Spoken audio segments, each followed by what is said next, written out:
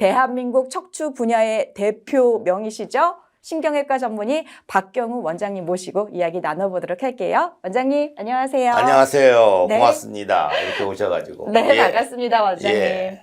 통증 없이 걸을 수 있다는 게 정말 큰 복이잖아요. 예. 진짜 제2의 인생을 사는 게 바로 이게 아닐까. 예. 50대에서 70대가 되기까지 적어도 15년 이상 경과가 된 또 이 사후를 보여주셨는데, 자, 그러면 적어도 이 반강성 고정술이 15년 전에는 탄생을 했다는 뜻이잖아요, 원장님. 예. 반강성 고정술을 그러면 언제부터 집도를 시작하신 건가요? 그게 2005년부터 저희가 시작을 했습니다. 그렇군요. 그럼 원장님 기존에는 강성 고정술을 원래는 집도를 하셨었나요? 근데 어떤 계기로 이렇게 개발을 하시게 된 건지도 궁금해요. 제가 이제 이 강성 고정술은 처음부터 수술을 많이 하지 않았습니다.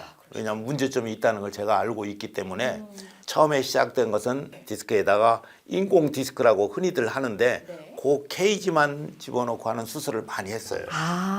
그러다가 좀 심한 환자는 뒤에서 조금 강성 고정이 아닌 새로운 고정으로 한번 하는 게 어떨까 하는 생각이 우연히 들게 됐습니다. 어허, 그렇게. 그래서 기존에 딱딱한 것 때문에 스프링 구조로 제가 바꿔가지고 이것을 한국에서 허가를 제일 먼저 내고 그 다음에 한국에서 수술을 해보니까 너무 좋은 거예요. 아하, 그렇게 탄생을 하게 되었군요. 그렇죠.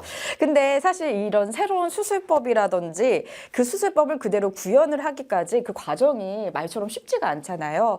특히나 고정기기는 몸속에 영구적으로 들어가는 거기 때문에 디자인이라든지 소재라든지 하나하나 열심히 따져보시고 또 고민을 정말 많이 하셨을 것 같아요. 이 스프링 로드의 개발 과정도 좀 궁금한데요. 어떻게 됐나요? 그래서 처음에는 이 스프링의 리트놀이라는 이 소재인데 제가 처음 개발할 때는 상당히 문제가 많은 소재였어요. 니켈이라는 타이타늄하고 니켈의 합금이 리트놀이거든요. 그런데 이제 시간이 지나가지고 우리가 이제 모든 검사를 다 해가지고 이게 몸에 부작용이 없다는 것을 다 증명을 했죠, 물론. 요즘에서는 이제 우리 스텐트라고 심장에다가 심장 관상 동맥이 막혀갖고 쓰는 스텐트 있지 않습니까? 그것도 리트놀로 만들고, 왜냐면 탄성이 좋기 때문에. 이게 탄성이 지금까지 전 세계에서 쓰고 있는 소재 중에서는 탄성이 가장 강한 소재가 리트놀입니다.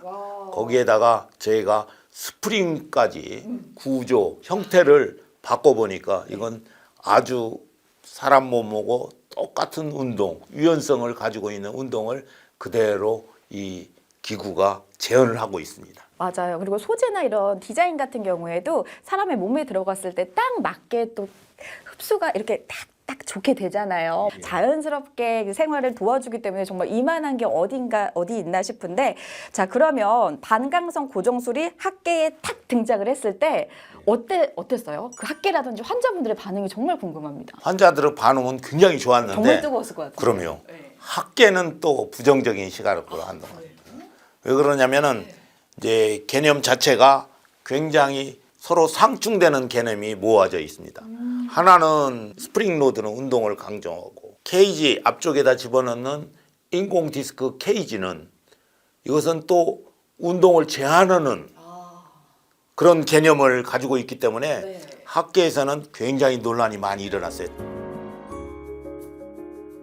그래가지고 저희가 그 논란을 이겨내지 못하고 잠시 중단되었는데 시간이 흘러 15년이 지나가지고 환자들의 상태를 보니까 너무 좋은 거예요. 좋은 이유를 제가 알았습니다.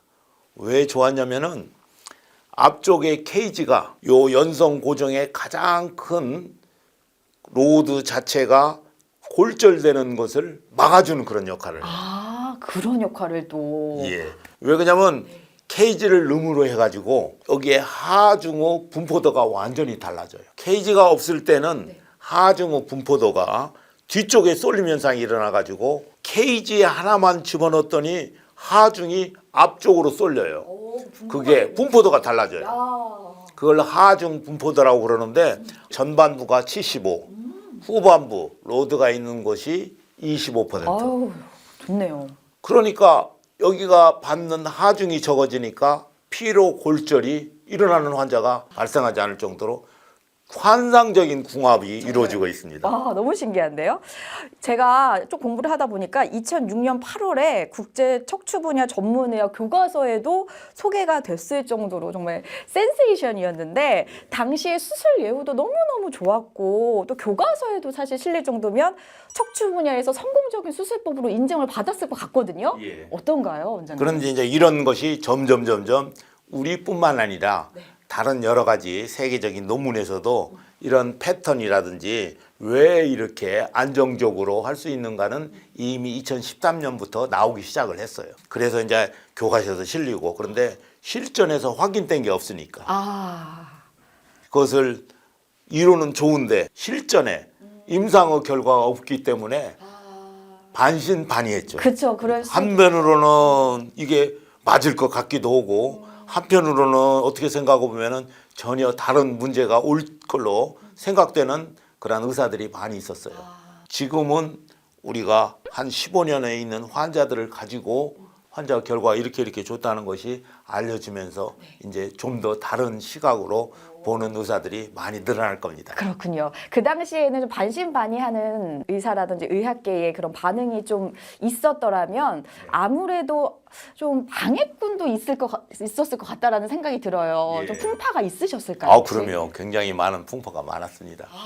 그래서 제가 어떻게든지 이것을 인정받고 싶어가지고 중국도 돌아다니고 중국에 있는 의사들한테 이 기술을 가르쳐주면서 어떻게든지 이것을 인정받으려고 한 7년 동안 굉장히 많은 노력도 했습니다. 정말 고생도 많이 하시고 어떻게든 이 좋은 기술을 좀 알리고 우리 환자들의 치료를 하고 싶은데 아무래도 좀 여의치가 않으니까 중국에까지 가셔서 또 그렇게 집도를 해 오셨다는 말씀을 또 해주셨는데 그러면 중국에서 계속해서 하셨나요? 어떻게 되셨나요? 중국에서는 여러 가지 조금 문화적인 면도 있고 그래가지고 결국은 제 희망을 저버릴 수밖에 없게 되었습니다. 그래서 그 당시에는 저희가 고생도 많이 하고 또 노력도 많이 했는데 하다못해 저희 병원에 한 100명의 의사들을 저희가 순차적으로 초청을 해가지고 저희 기술을 가르쳐주고 그 다음에 그들과 충분한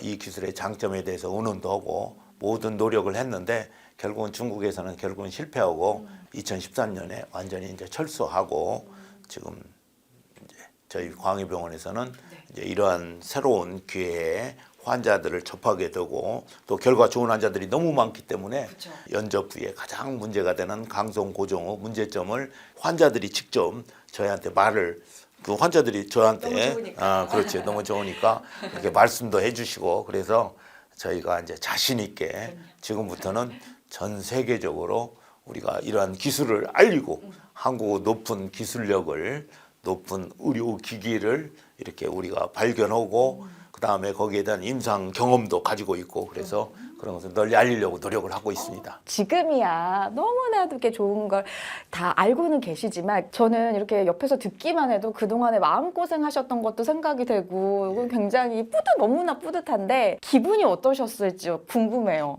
나는 환자들한테도 물론 수술하면서 아까도 이야기했지만은 조기에 통증도 없고 수술하고 난 다음에 그다음에 재활 기간도 굉장히 짧고 환자 편리함도 내가 눈으로 다 봐왔고 그래서 한 명도 아니고 한 460명의 환자를 보았기 때문에 그래서 굉장히 많은 고민도 하고 내가 이 기기를 잘못 만든 건 아닌가 하고 굉장히 걱정도 많이 했어요. 그 당시에는 긴 그런 추적 검사가 불가능했기 때문에 근데 세월이 흘러가지고 이제 그런 검사 결과를 하니까 점점 자신이 생기는 거죠.